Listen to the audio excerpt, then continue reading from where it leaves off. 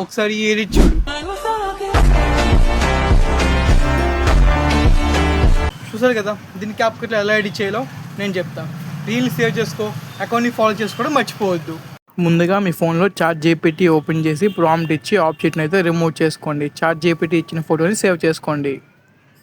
CapCut open చేసుకొని మీరు download చేసుకున్న ఫోటో ఇంకా మీ బైక్ ఫోటో రెండు ఇంపోర్ట్ చేసుకోండి.